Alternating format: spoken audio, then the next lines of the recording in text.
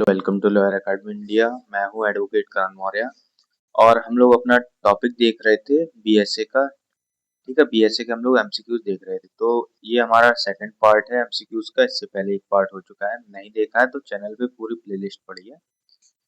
MCQs सारे subjects के करा दिए हैं, तो देख लो जाके। और हम लोग तैयारी कर रहे हैं आईबीपीएस एसओ के लिए और जुडिशरी के लिए और एआईबी के लिए। ठीक है, अगर इसमें से किसी की तैयारी कर रहे हो, एमसीक्यूज चाहिए, तो ये वीडियो की सीरीज देख लो, बहुत काम में आएगी। ठीक है, तो चलो शुरू करते हैं। अपना पहला क्वेश्चन क्या है।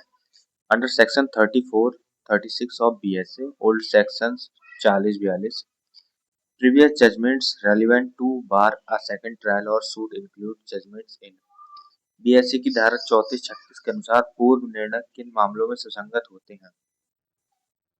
Only high court writ petitions, probate matrimonial admiralty और इंसॉल्वेंसी jurisdiction, या फिर ओनली आर्बिट्रल अवार्ड्स, या फिर ओनली क्रिमिनल अपील्स। इसका आंसर मेरे को बताइए 5 सेकंड्स में क्या है।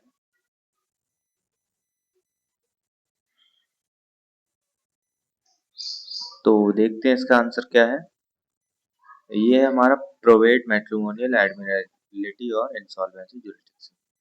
ठीक है, नेक्स्ट क्वेश्चन हमारा section 37 of BSc provides that judgments, orders or decrees other than those mentioned in section 34, 35 and 36 are BSc की धारा 37 के अनुसार धारा 34, 35, 36 के अतिरिक्त अन्य निर्णय आदेश डिग्री किस स्थिति में है।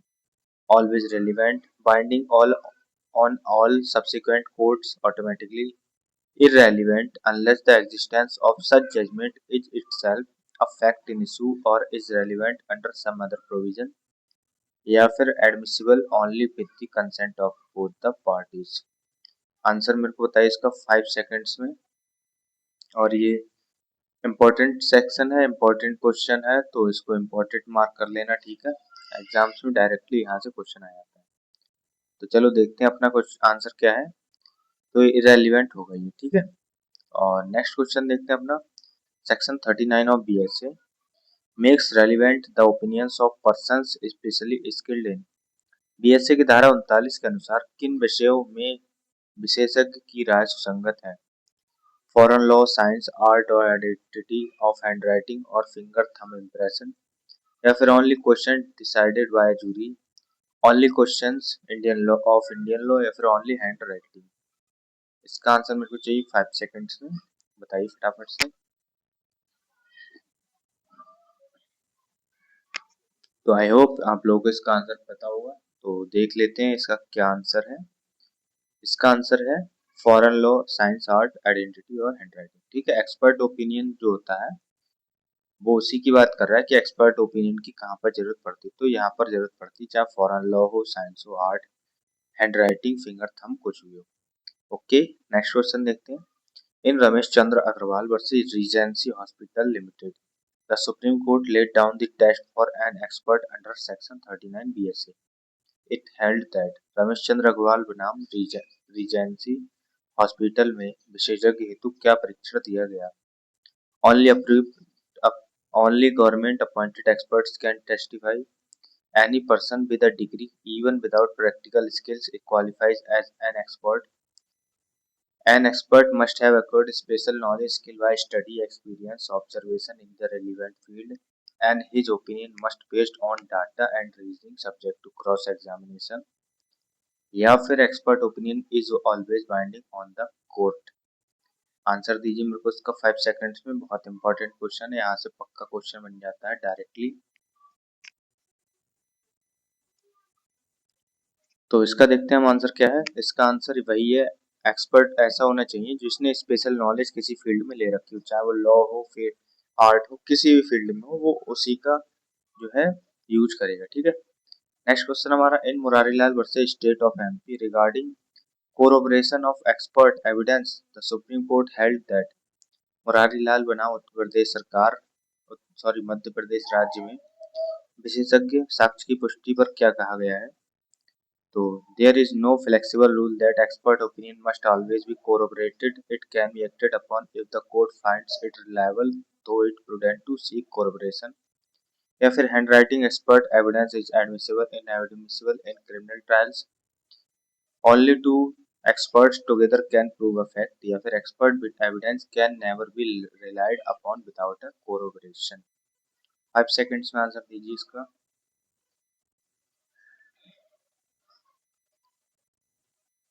तो देखते हैं इसका आंसर क्या है। इसका answer there is no flexible rule that expert opinion must always be corroborated, it can be acted upon if the court finds it reliable। ठीक है, नेक्स्ट क्वेश्चन हमारा section 40 of BSc provides that facts not otherwise relevant are relevant if they support or are inconsistent with the opinions of expert when such opinions are। BSc की धारा 40 के अनुसार अन्यथा असंगत तथ्य कब सुसंगत हो जाते हैं? तो रेलिवेंट होंगे या फिर given free of cost, given orally only होंगे या फिर given by a foreign expert.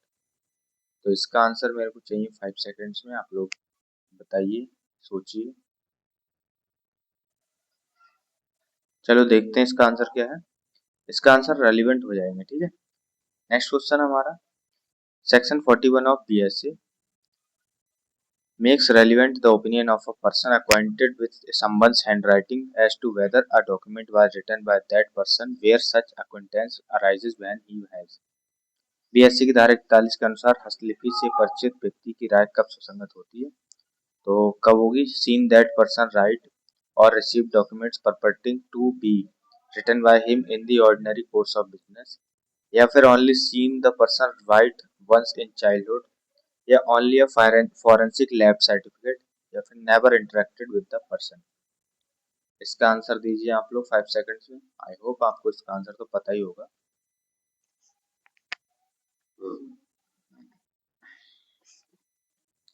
तो देखते हैं इसका आंसर क्या है। इसका आंसर है ऐसा व्यक्ति जिसने उसको लिखते हुए देखा है या उसके लिखा हुआ डॉक्यूमेंट्स को और ऑब्जर्व किया है, देखा है, तो उसका जो है एक उसका जो है साक्ष्य ले लिया जाएगा। ठीक है, वो उसकी गवाही दे सकता है। नेक्स्ट क्वेश्चन हमारा section 45 of BSc provides that whenever the opinion of any living person is relevant, the grounds on which such opinion is based on are। BSc की धारा 45 के अनुसार जीवित व्यक्ति की राय के आधार किस स्थिति में है? Relevant only in civil cases, irrelevant, also relevant, या फिर confidential and can not be disclosed. Answer मेरे को दीजिए इसका 5 सेकंड्स में।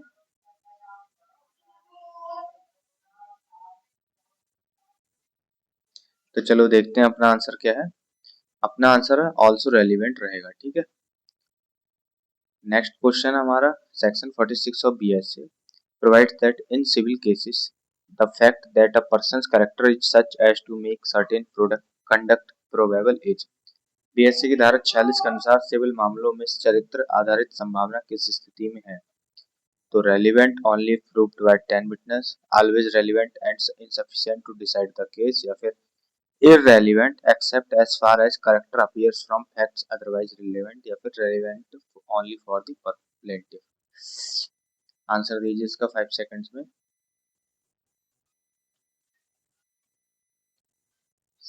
तो देखते हैं इसका आंसर क्या है। इसका आंसर irrelevant रहेगा। ठीक है, सिविल केसेस में। और क्रिमिनल केसेस में रेलिवेंट हो सकता है, जैसे कि कोई व्यक्ति जो मर्डर के लिए ट्रायल किया जा रहा है किसी का, और उससे पहले भी वो कई लोगों को चोट पहुंचा चुका है, मारने की कोशिश कर चुका है, तो वो रेलिवेंट हो सकता है। लेकिन सिविल केसेस में इसका कोई सीन नहीं रहता है। ठीक है, नेक्स्ट क्वेश्चन हमारा section 47 of BSc provides that in criminal proceedings the fact that the accused person has a good character। BSc की धारा 47 के अनुसार आपराधिक कार्रवाई में अभियुक्त का अच्छा चरित्र किस स्थिति में होता है? Relevant only in murder trial, irrelevant, relevant only after conviction for sentencing, या फिर रेलिवेंट होता है। 5 सेकंड्स में आंसर दो मेरे को इसका।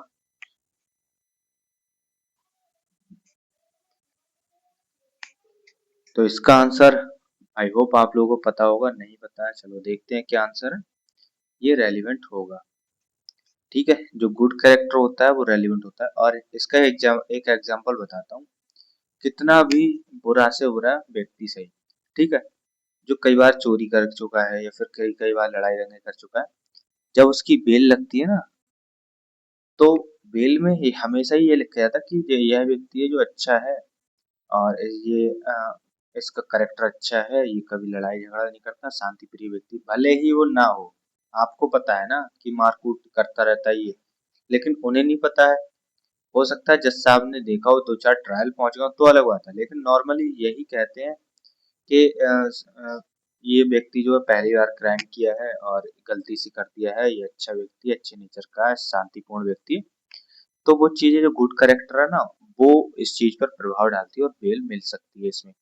तो यही चीज है, ये एविडेंस एक्ट की धारा में भी है कि गुड करेक्टर जो है वो रेलिवेंट रह जाता है क्रिमिनल प्रोसीडिंग्स में। ओके, आई होप ये समझ में आ गया होगा। नेक्स्ट क्वेश्चन हमारा Section 49 of BSA provides that previous bad character of the accused is irrelevant in criminal proceedings unless BSA की धारा 49 के अनुसार अभियुक्त का पूर्व दृश्यचित्र आपराधिक कार्रवाई में कब सुसंगत हो जाता है?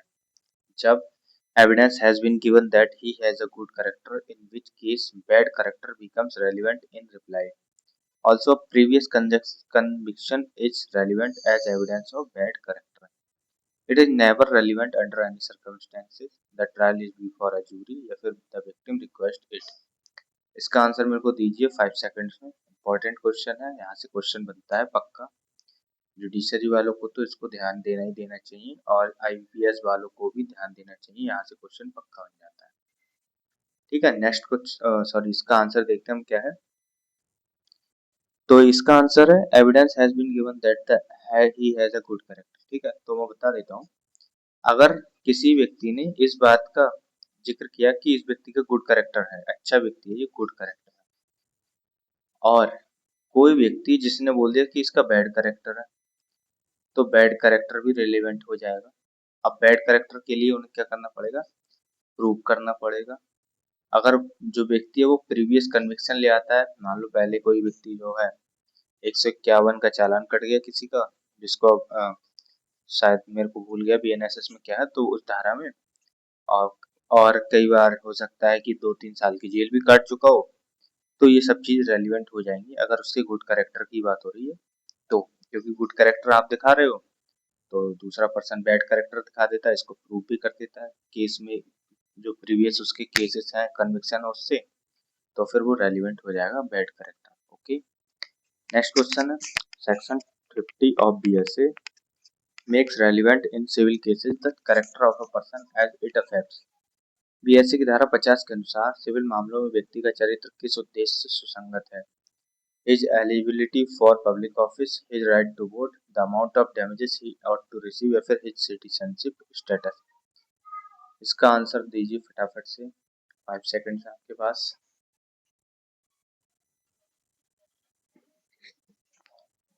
तो चलो देखते हैं इसका आंसर क्या है। आई होप सबको पता ही होगा, the amount of damages he ought to receive. Okay, next question हमारा under the explanation to sections 46, 47 and 50 of BSC the word character includes. BSC की धारा 46, 47 और 50 के स्पष्टीकरण में चरित्र शब्द में क्या शामिल है? ओनली रेपुटेशन या नॉट एक्चुअल डिस्पोजिशन, या फिर बोथ रेपुटेशन एंड डिस्पोजिशन, या फिर ओनली फिजिकल अपीयरेंस, या फिर ओनली क्रिमिनल रिकॉर्ड। आंसर दीजिए मेरे को इसको 5 सेकंड्स में।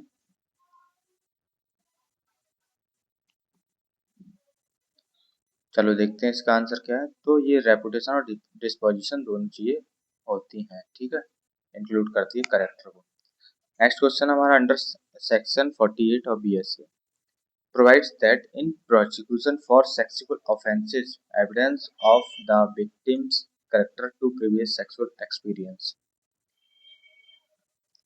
बीएससी की धारा 48 के अनुसार यौन अपराध के मामलों में पीड़ित की चरित्र या पूर्व यौन अनुभव का साक्ष्य किस स्थिति में is always relevant and admissible, shall not be relevant on the issue of consent or quality of consent, is relevant only if the victim consents to its disclosure, must be proved by the defense in every case। बहुत important question है, exam में आता है, पक्का आएगा, 1 number दे के जाएगा, तो इसको ध्यान रखना, इसको याद रखना, और एक बार बीएससी की अपनी डायरेक्टरी खोल कर देख लो इस वाले सेक्शन को।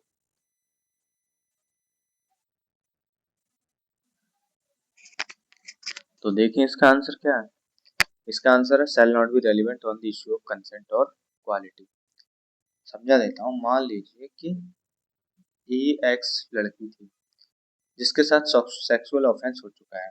कोर्ट में ये प्रूव होता है कि इस व्यक्ति ने इस लड़की के प्रीवियस भी कई बार सेक्सुअल रिलेशंस रहे थे किसी से, या फिर उसी व्यक्ति से रहे थे जिसने किया था।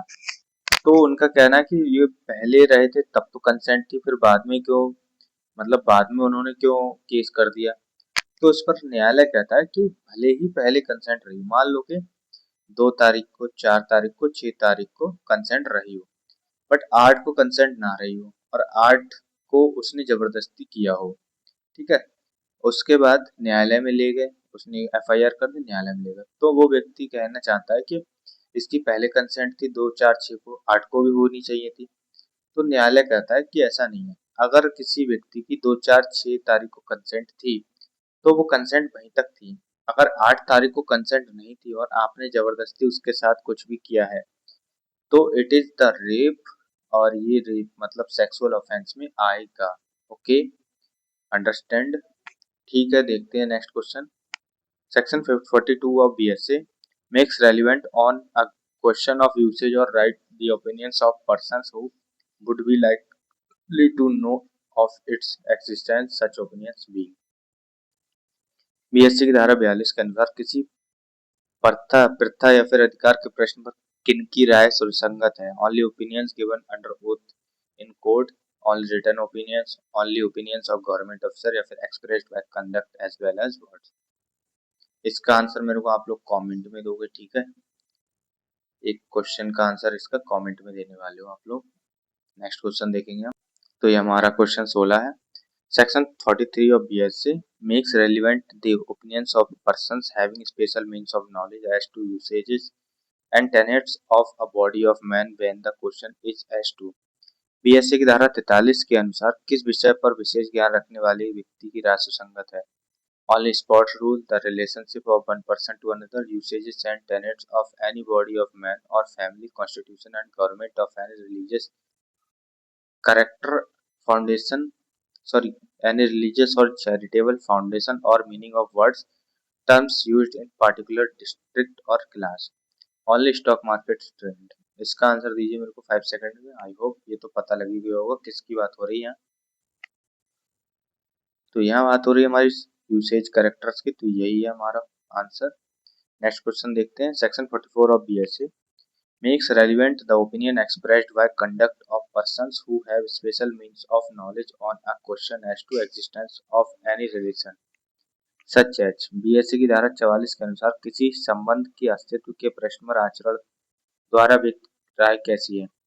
ओनली डिप्लोमेटिक, ब्लड मैरिज और adoption, only employer employ relation, या फिर only business partnership. Next question हमारा, सॉरी, आंसर इसका 5 सेकंड में दीजिए मेरे को। तो क्या होगा इसका आंसर। इसका आंसर अब बताएंगे हम। इसका आंसर ब्लड मैरिज और अडॉप्शन पे होता है। ओके, नेक्स्ट क्वेश्चन हमारा under section 45 BSA read with judicial practice on expert testimony as reaffirmed in state of HP versus Jailal requires that before relying on expert opinion the court must satisfy that the witness। State of HP versus Jailal के अनुसार विशेषज्ञ की राय पर भरोसा करने से पहले न्यायालय को किस बात से संतुष्ट होना चाहिए। Is related to one of the party, या फिर has special skill knowledge experience in field and the opinion is duly proved, या फिर holds a foreign degree only, या फिर has testified in at least 5 prior cases.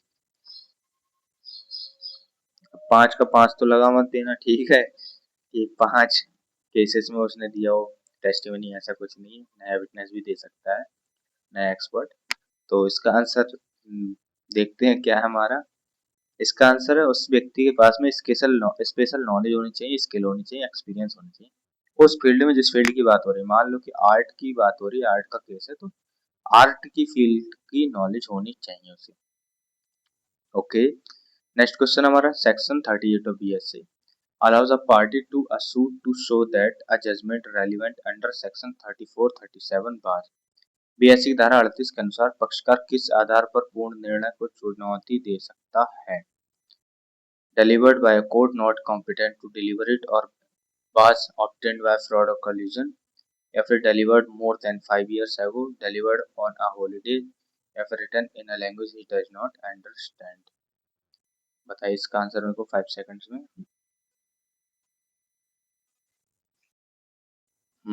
तो इसका answer हमारा delivered by court not competent to deliver it, ठीक है, या फिर कोई ऐसा केस है जिसमें फ्रॉड या फिर कल्यूजन से निर्णय लिया हो।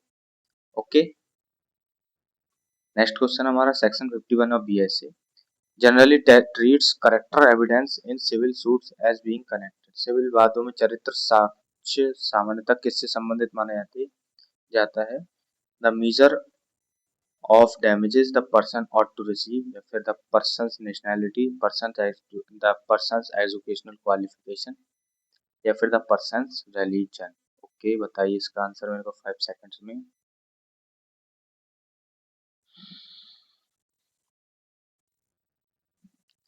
तो ठीक है, दिखते हैं इसका आंसर। तो the measure of damages the person ought to receive. Okay, next question हमारा state of Punjab versus Baldev Singh.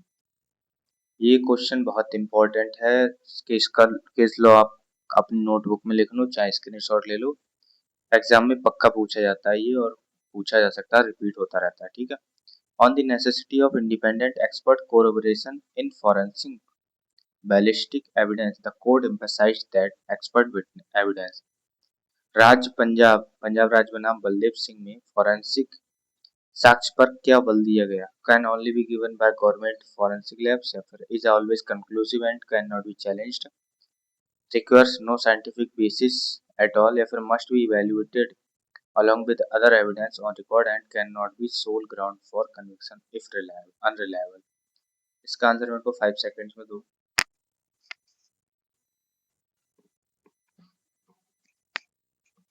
तो इसका आंसर हमारा डी, ये ऐसा होना चाहिए, इवेल्युएट होना चाहिए अदर एविडेंस के साथ में, ठीक है। अगर अनरिलायबल है, लग भी रहा है, तो फिर इसके सोल बेसिस पर कन्विक्ट नहीं किया जाता किसी व्यक्ति को। नेक्स्ट क्वेश्चन हमारा which of the following is true about the scope of section 46 and 50 of BSA together. BSA की धारा 46 और 50 की संयुक्त तारीख के बारे में क्या बात सत्य है? Character is always the deciding factor in civil cases, या फिर character is relevant only for corporate parties, या फिर character is generally irrelevant in civil cases expert except where it is itself relevant through other facts or affects the quantum of damages, या फिर character evidence is banned and entirely in civil cases। Okay, बताइए इसका 5 second का answer.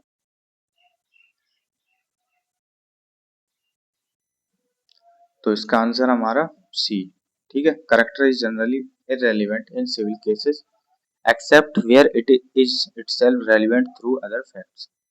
Next question हमारा under section 47 read with section 49 BSA if the accused leads evidence of his good character the prosecution may in reply.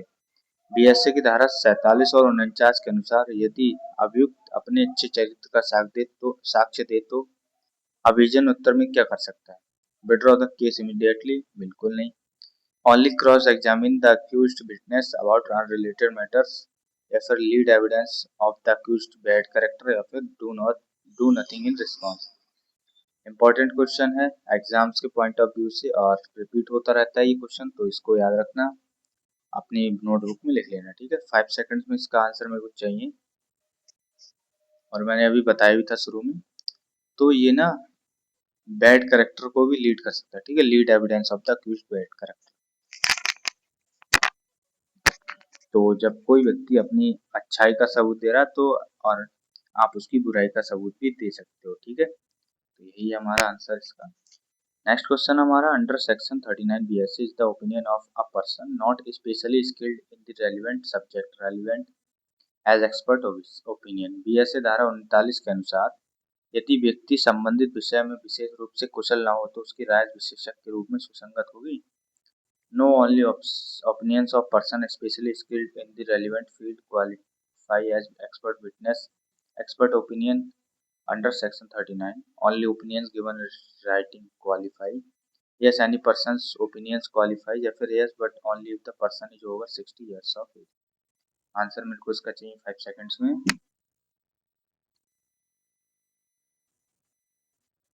तो ठीक है, देखते हैं इसका आंसर क्या है।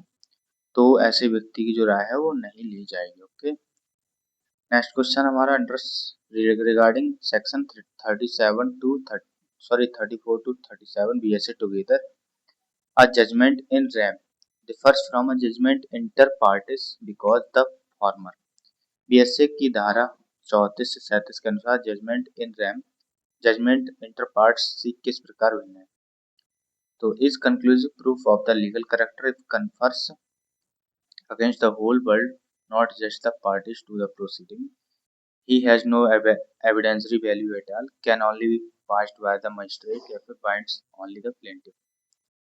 इसका आंसर बताइए मेरे को 5 सेकंड्स में क्या है, और आई थिंक आपको पता चल गया होगा। तो इसका आंसर है कंक्लूसिव प्रूफ है, ठीक है। और अगेंस्ट द होल वर्ल्ड रहेगा, ना कि सिर्फ पार्टीज को प्रोसीडिंग्स में, क्योंकि जजमेंट इन रैम का मतलब ही होता है whole world, against the whole world, ठीक है। तो इसीलिए ये होल वर्ल्ड के खिलाफ ही रहेगा। तो वीडियो कैसी लगी बताना, और एक अनाउंसमेंट है जो देख लो, कंप्लीट लॉ प्रिपरेशन का बंडल है, और AIB जुडिशरी या फिर IBPS SO किसी की तैयारी कर रहे हो तो नोट्स मिलेंगे आपको सब्जेक्ट वाइज, MCQs मिलेंगे सब्जेक्ट वाइज, 20 मॉक टेस्ट मिलेंगे IBPS SO के लिए, 20 मिलेंगे जुडिशरी के लिए। जस्ट 399 में स्कैन कर लो, या फिर इस पर पेमेंट 399 का करना है, इसी नंबर पर स्क्रीनशॉट भेज देना है। 1 से 2 घंटे में आपको मिल जाएगा सारा मटेरियल, ठीक है। बाकी कमेंट में बताना अपना आंसर, और अपना एक अच्छा सा कमेंट डाल देना अगर वीडियो अच्छी लगी हो तो। बाकी मिलते हैं नेक्स्ट वीडियो में, तब तक के लिए जय हिंद।